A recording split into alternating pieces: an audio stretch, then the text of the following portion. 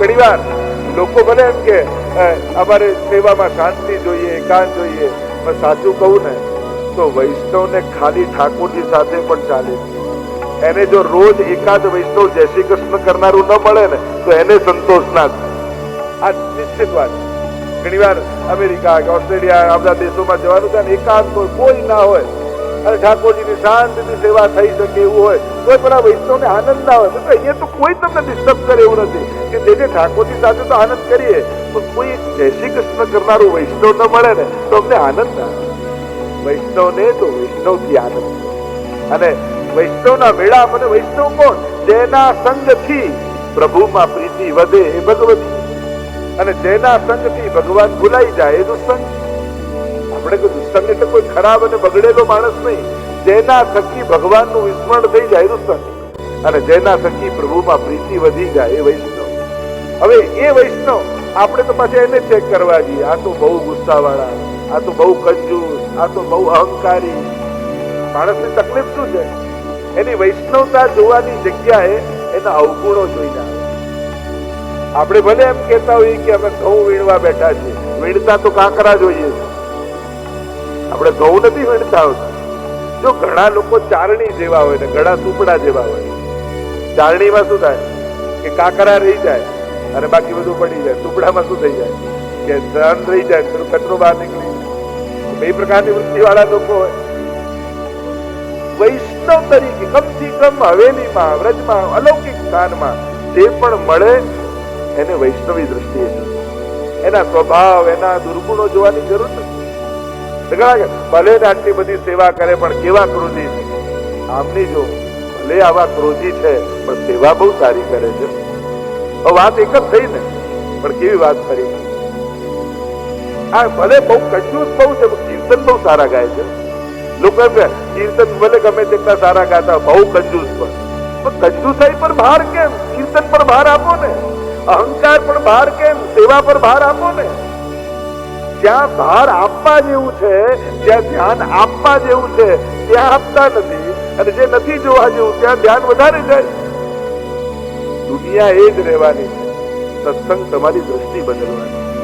એટલે હવે જ્યારે પણ કોઈ વૈષ્ણવને જુઓ તો એના ગુણથી એને ઓળખજો, એના દુર્ગુણથી નહીં ઓળખજો. આપણો સ્વભાવ એવો છે, દુર્ગુણથી માણસને ઓળખજો. પેલા ભાઈને ઓળખો છો, એનું નામ તમે લો, ધ્યાન નથી. પેલા કાળા જાડા ટાલ છે, હા ઓળખી ગયા. આવા દુર્ગુણ બતાવવાની શું જરૂર છે? એના દુર્ગુણ બતાવો માણસ ઓળખી જાય. આ માણસનો સ્વભાવ, આખો સફેદ શર્ટ હોય પણ એક કાળો દાગ લાગે ને તો જે મળે પૂછે આ દાગ ક્યાંથી પડ્યો, પણ આખું વ્હાઈટ છે. જુઓ, મૂળ વાત એ છે વૈષ્ણવને લૌકિક દોષોથી જોવા એ પણ દોષ, એ અપરાધ છે. કારણ દોષ જોશો તો તમારી અંદર એ દોષ વધશે. જો કોઈ અહંકારી પાસે જશો ને તો તમને આ આટલો ઈગો રાખે તો હું શેનો નમું? તમારો અહંકાર જાગી જશે. તમે અહંકાર જુઓ છો ને તો તમારો સુસુપ્ત થયેલો અહંકાર જગાઈ જાય. પેલો ના નમે તો હું શેનો નમું? અરે પણ તું તો વૈષ્ણવ છું ને, તું તો સારો છું ને. તને જોઈને એ સુધરતો નથી તો એને જોઈને તું કેમ બગડે છે? પેલો ના આપે ને આટલો કંજૂસ તો હું શેનો આપું? પણ તું તો ઉદાર છે ને. જો આપણા દોષો જોવાને કારણે તમે એની નિંદા નથી કરી રહ્યા, તમે તમારા દોષોને જાગૃત કરી રહ્યા. એ તો ભૂલી જ જઈએ. આપણને એમ લાગે કે મેં એના દોષ જોયા, એ ઓછું નુકસાન છે બીજાના દોષ જોવા. પણ આપણી ભીતર સુષુપ્ત થયેલા દોષોને આપણે જાગૃત કરી દીધા, એ મોટું નુકસાન. અને કોઈનો ભાવ જોશો ને તો તમારી અંદરનો ભાવ જાણશો. કેવો દીનતા વાળો છે, કેવા દંડવત કરે છે, કેવી બુહારીની સેવા કરે છે. પોતાની સાથે તમારી અંદર દીનતા. આવી સેવા મને ક્યારે કરવાની? તમે સીધા હવેલીમાં પણ ઠાકોરજીના દર્શન કરો ને તમને એટલો ભાવ નહીં થાય. પણ કોઈ ખૂણામાં ઉભેલો વૈષ્ણવ આંસુ સાતો ઠાકોરજીના દર્શન કરતો હશે ને, એને જોશો ને, હવે ઠાકોરજીના દર્શન કરશો ને તો કંઈક જુદા જ દર્શન થશે. ભાવ જોશો તો ભાવ જાગશે, ગુણ જોશો તો ગુણ જાગશે, દોષ જોશો તો દોષ જાગશે. એટલા માટે જ્યારે પણ ભગવત સ્થાનોમાં જાઓ અને ત્યાં કોઈ અવ્યવસ્થા જુઓ તો એ અવ્યવસ્થા રાખીને યાદ રાખીને ના આવો, દર્શન યાદ રાખીને. નાથદ્વારા જઈને શું યાદ રાખે? બહુ ધક્કા વાગ્યા હો. શ્રીનાથજી કેવા હતા એની ચર્ચા કરવા કરતા ભીડ બહુ હતી એની ચર્ચા બહુ વધારે કરી આપણે. ભીડ તો શ્રીજીમાં નહીં હોય તો બીજી ક્યાં હશે? જગતનો નાથ જ્યાં વિરાજતો હોય અને ત્યાં તો દુનિયા દોડી દોડીને જવાની. પણ શ્રીજીના દર્શન બહુ સુંદર થયા. એવું ક્યારે આવીને કહ્યું? ઘરે આવીને પણ એમ કે આ હવેલીમાં જો ને પેલો આગળ જતો રહ્યો, પેલા ધક્કા વાગ્યા ના, આવું આવીને ઘરે કહીએ છોકરાઓને તો છોકરાઓને એમ થાય કે હવેલી તો જવાય જ નહીં. એના અભાવમાં તમે જ નિમિત્ત થઈ જાઓ. આવું કહેવાય? એની આગળ એમ કે આજે એવા સુંદર સજાવટ, અને આજે તો એ દર્શન કરવા માટે જાણે આખું ગામ ગાંડું થયું.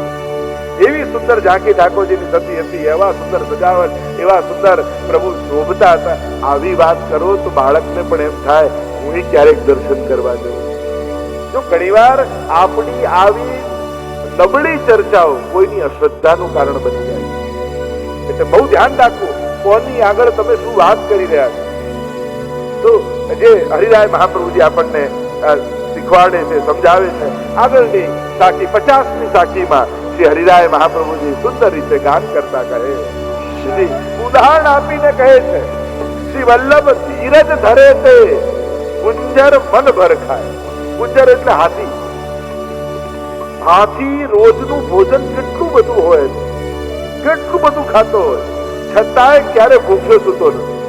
કારણ કોઈ એક માલિકના ખીટે બંધાયેલો છે, અને ખીટે બંધાયેલો છે એટલે એને ભરોસો છે કે મારો માલિક ક્યારે મને ભૂખ્યો નહીં સુવાડે. આટલું બધું ખાનારો હાથી પેટ ભરીને રોજ ખાઈ લે છે, કારણ એના માલિક ઉપર એને ભરોસો છે. શ્રી વલ્લભ ધીરજ ધરે છે, ધૈર્ય, વિશ્વાસ, શ્રદ્ધા, આશ્રય, દ્રઢતાને કારણે આટલું ખાનારો હાથી પણ સુખેથી જીવે છે. પણ એક ટૂક કે કારણે શ્વાન બહોત ઘર જાય. પણ પેલું શ્વાન એ કૂતરું કોઈ માલિકનો પટ્ટો બંધાયેલો નથી, એટલે જેના ઘરે જાય પથ્થર મારીને ભગાડે. હજ ભાગ જેના ઘરે જાય.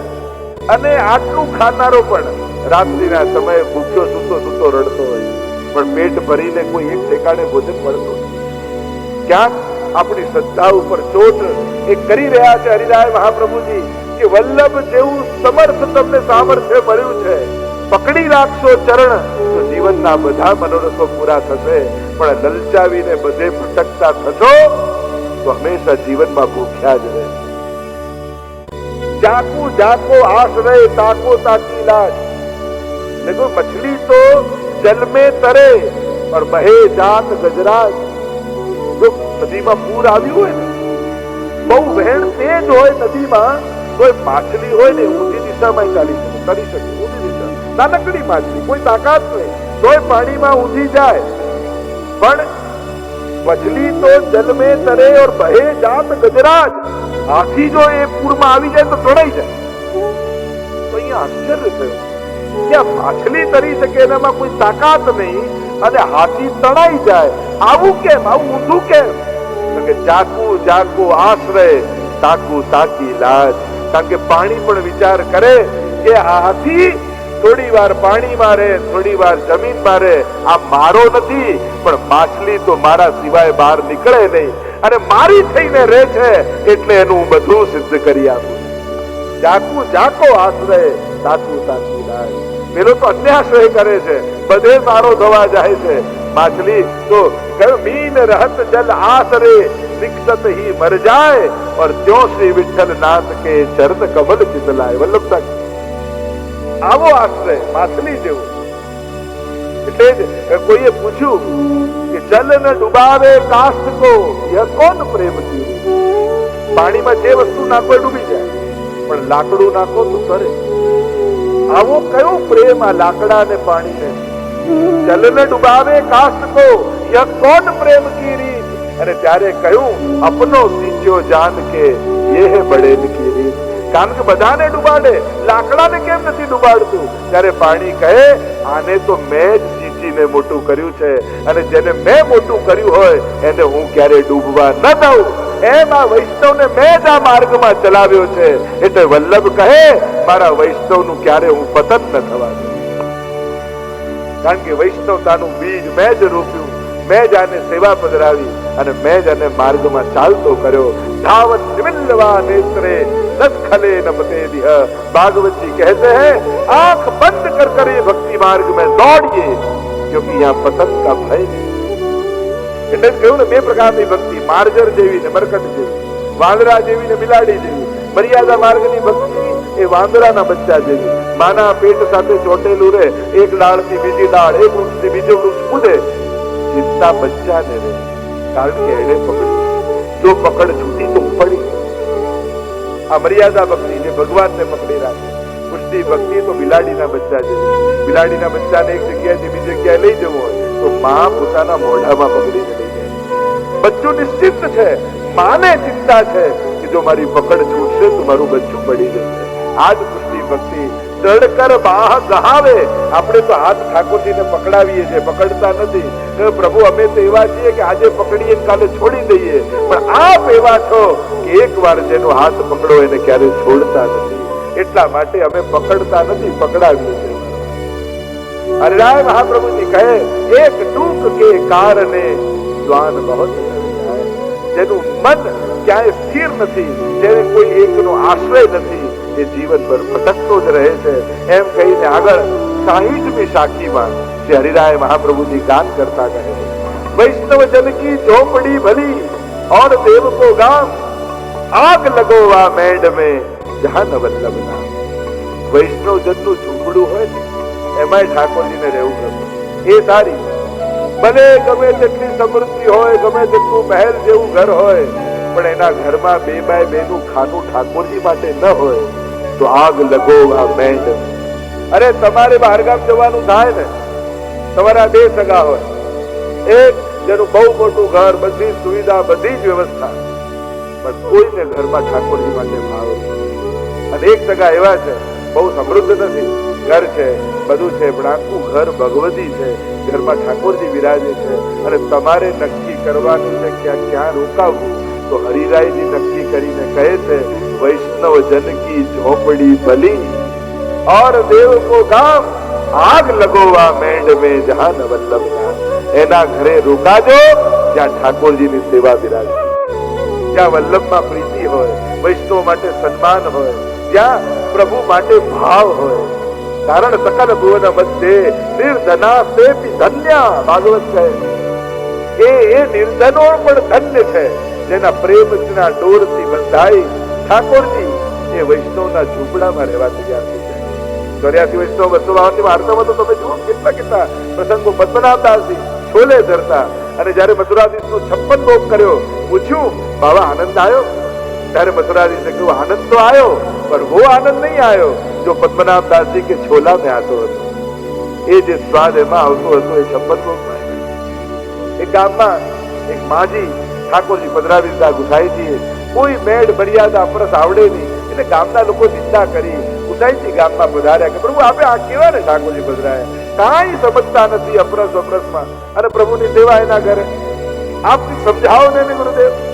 ગુસાઈજી કહ્યું ઠીક છે, હું એના ઘરે જઈને સમજાવું.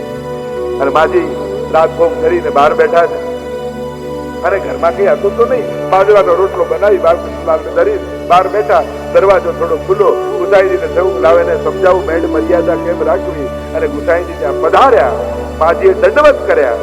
દરવાજો થોડો ખુલ્લો છે, જોયું તો બાળકૃષ્ણલાલ બાજરાનો રોટલો હાથમાં પકડી અને દાંતથી તોડી રહ્યા છે.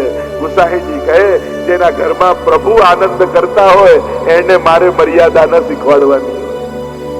એને વાંધો નથી તો મારે શું વાંધો? જેના માટે આ બધું છે એ જેના ઘરમાં આનંદ કરતો હોય એને પછી મારે કોઈ ઉપદેશ ના. બાંધનમ બાહરી થયા, પ્રભુ જ્યાં કહી દે ત્યાં પછી મારી કઈ મર્યાદા રહેવાની. વૈષ્ણવ જન કી ઝોપડી. ક્યારે પણ કોઈ પણ વૈષ્ણવ મળે, કદાચ લૌકિક રીતે એ સાધારણ હોય, ક્યારે પણ એવું અવિવેક નહીં કરવું કે એને એની લૌકિક હિંસાનું આપણે ભાન